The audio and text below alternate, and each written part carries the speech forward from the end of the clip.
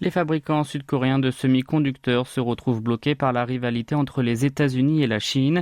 Washington va bientôt adopter une loi visant à empêcher les investissements dans l'empire du milieu et à relancer la production de puces mémoire sur son sol. Cependant, ce sont deux principaux points de production et marché à ne pas manquer pour les acteurs du pays du matin clair.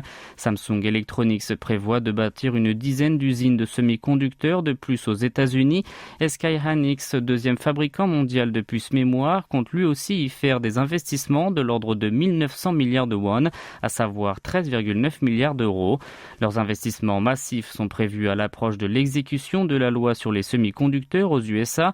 S'ils se réalisent, la Corée du Sud investira un total de 262 milliards d'euros dans le secteur en question aux États-Unis et pourra bénéficier de 25% de déduction d'impôts.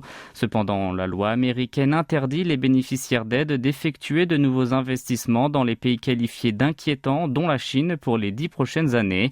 Kim Jae-jun, vice-président du département business de puces mémoire de Samsung Electronics, a déclaré lors d'une conférence de presse tenue au 4e trimestre de l'an dernier qu'il s'agissait d'une question à étudier de manière prudente, d'autant qu'ils avaient déjà mis beaucoup de temps et fait des investissements pour arriver à gérer leurs usines en Chine de manière stable.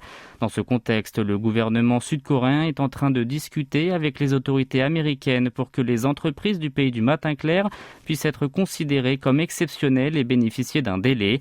Kim Yang-peng, chercheur de l'Institut coréen pour l'économie industrielle et le commerce, a prévu qu'il faudrait fabriquer des produits qui ne vont pas au-delà d'une certaine qualité dans l'empire du milieu, et ceux de haut de gamme en Corée du Sud ou aux États-Unis.